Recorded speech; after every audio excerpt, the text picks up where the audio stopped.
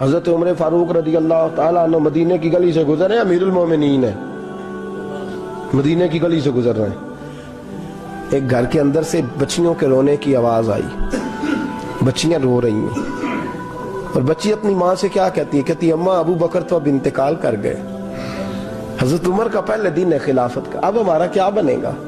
ابو بکر تو وصال کر گئے۔ حضرت عمر فاروق رضی اللہ تعالیٰ عنہ نے رونے کی آواز سنی، دروازے پہ دستک دی، کہا بیٹو کیا بات ہے؟ تو بچیاں کہنے لگیں عمر ہمارے ابا جی ہماری 10-15 بکریاں ہیں، تو ہمارے والد صاحب ان کا دودھ دھو کے بیچا کرتے تھے، گزارا ہو جاتا تھا۔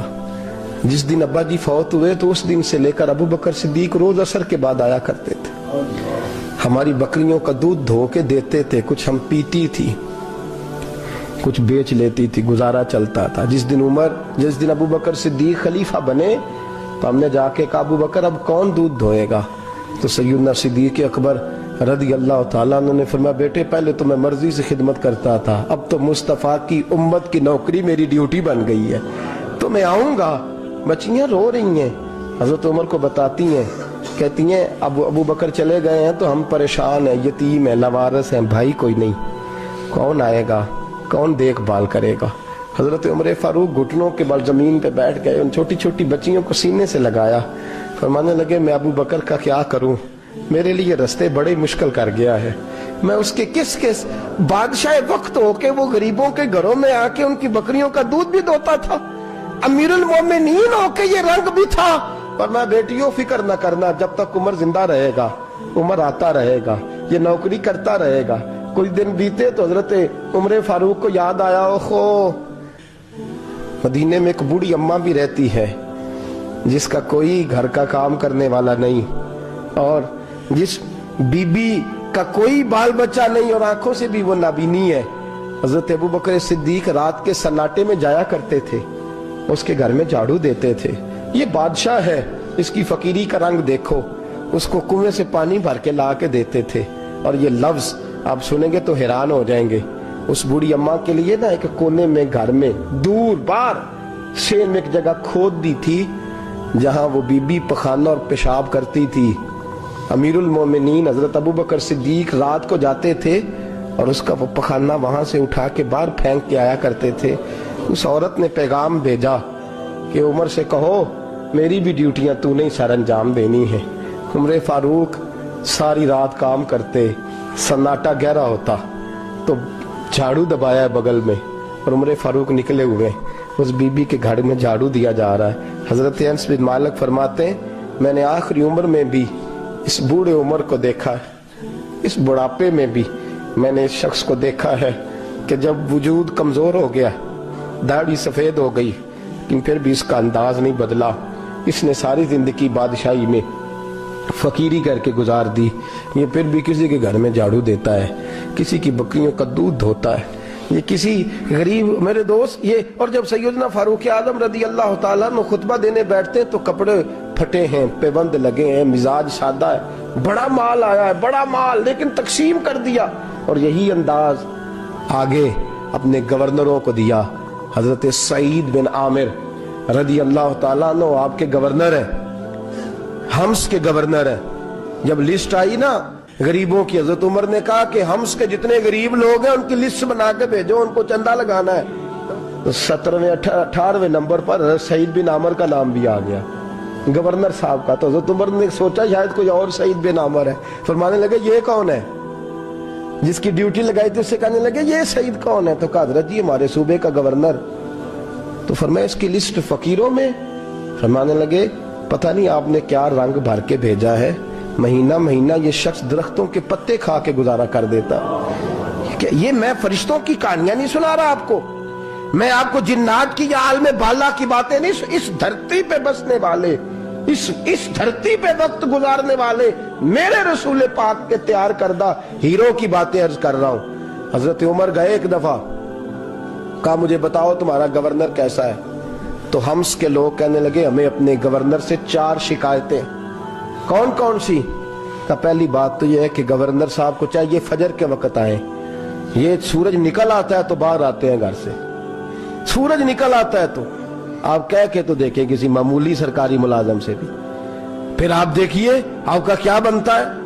कहा ये सूरज निकलते वक्त आते हैं। दूसरी शिकायत यह है कि दिन को मिलते हैं, रात को नहीं मिलते। तीसरी शिकायत यह है कि महीने में एक दिन मिलते ही नहीं, गवर्नर साहब। चौथी शिकायत है कि रोते हैं, कभी कभी इतना रोते हैं कि बेहोश हो जाते हैं। हजरत फारूक आदम ने खड़ा कर लिया, फरमाया सही तेरी शिकायत आई हैं का हुजूर हुक्म। फरमाया सुना है, पहले तू फजर के वक्त आ जाता था लोगों के मसाइल सुनने, अब तू सूरज निकलते वक्त आता है। का हुजूर बीवी बीमार हो गई है और घर में नौकर तो है कोई नहीं, तो मैं सवेरे उठता हूं तो पहले नाश्ता बनाता हूं, बच्चों को खिलाता हूं। उस औरत ने 35 साल मेरे साथ वफा की है, अब चारपाई पे है तो मैं उसके मुंह में लुकमे डालता हूं। कहा उसे खाना खिला के जब वो दुआ देती है तो फिर निकलता हूं। तो कहा सुना है तू हफ्ते में एक दिन मिलता ही नहीं, महीने में। कहने लगे हजरत जी जब मदीने से आया था तो एक कुर्ता और एक तामद साथ लाया था, मुझे आज 2.5 साल हो गए हैं, मैं नया लिबास नहीं खरीद पाया। मैंने अर्ज की मैं इस धरती पे बसने वाले लोगों की दास्तान सुना रहा हूं। कहा मैं अपनी तामद धोकर खुश्क होने को डाल देता हूं, उसे आधा दिन लग जाता है, खुश्क होती है तो तामद पहन के कमीज धो लेता हूं और फिर कमीज डाल देता हूं। हजरत जी सारा दिन बीत जाता है तो बाहर नहीं आ पाता। हजरत उमर फारूक की गर्दन झुक गई। का सुना है तू रात को मिलता ही नहीं। ये लफ्ज कहे तो हजरत सईद बिन आमर कहने लगे ये मेरा राज था, आप मेरे अमीर ना होते तो कभी फाश ना करता। दिन मैंने बंदों के लिए रखा है, रात अपने रब के लिए रखी हुई है। मैं रात की तन्हाइयों में अपने करीम की बारगाह में जाता हूँ और मैं सारे दिन के गुनाहों की माफी मांगता हूँ।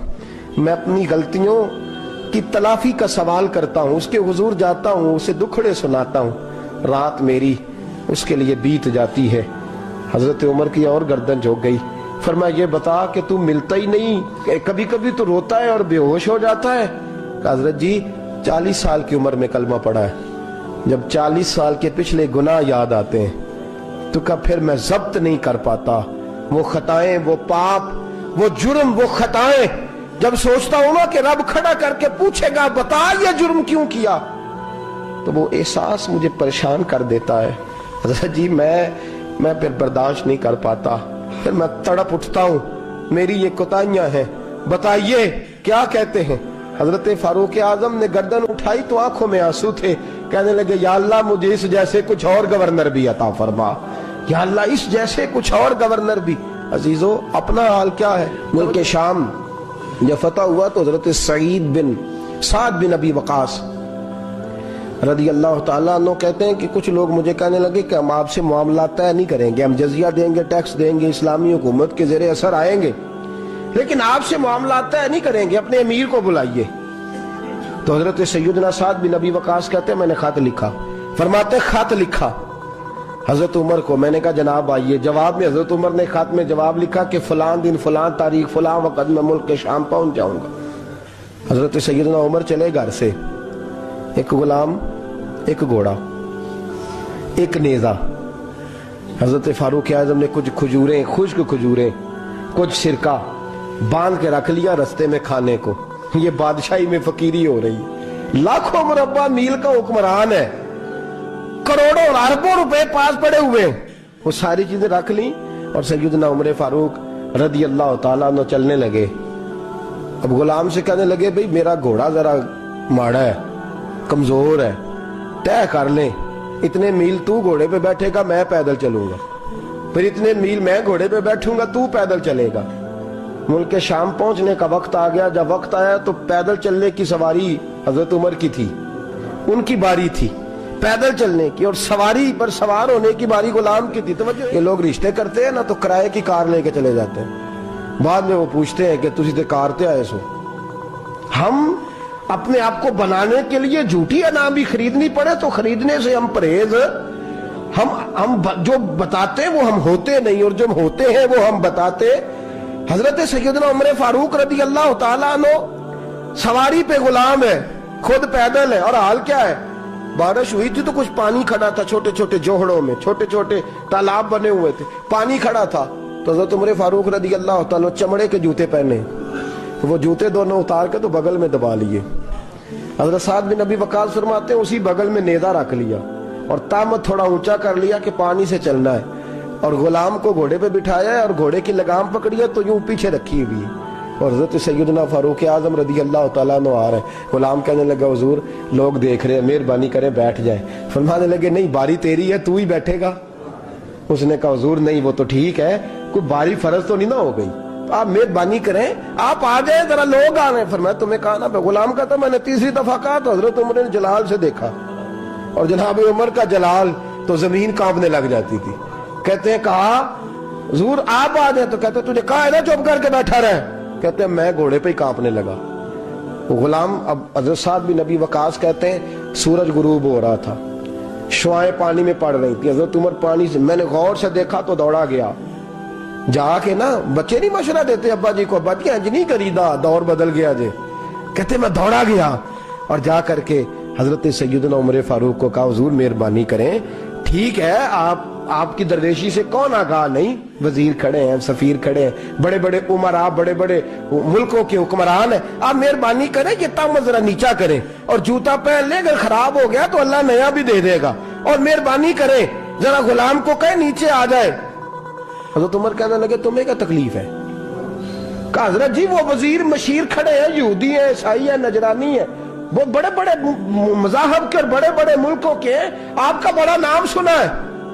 حضرت سیدنا سعد بن ابی وقاص فرماتے ہیں میرے ساتھ اتنا ترش رویہ حضرت عمر کا پہلے کبھی نہیں ہوا، کہتے ہیں ماتھے پہ شکن آیا اور کہنے لگے تجھے تیری مار ہوئے، ان 4 لوگوں کے لیے میں اپنے نبی کا طریقہ چھوڑ دوں، ان 4 دنیا داروں کے لیے نبی پاک کا طریقہ چھوڑ دوں؟ فرمانے لگے سر سے پگڑی اتاری حضرت عمر نے جلال میں، فرمانے لگے میرے سر پہ جو بال ہے نا یہ مجھے کسی دنیا دار نے نہیں دیے، یہ ساری عزتیں مجھے آمنہ کے لال نے عطا فرمائی ہے، اور میں ان محبوب کا طریقہ ان 4 لوگوں کی خاطر چھوڑ دوں؟ فرمایا قرآن کہتا ہے ان اللہ یامر بالعدل والاحسان، جب میں نے خود عدل کا تقاضا یہ رکھا ہے کہ کبھی وہ بیٹھے گا کبھی میں بیٹھوں گا، باری اس کی ہے تو میں کیسے بیٹھ جاؤں؟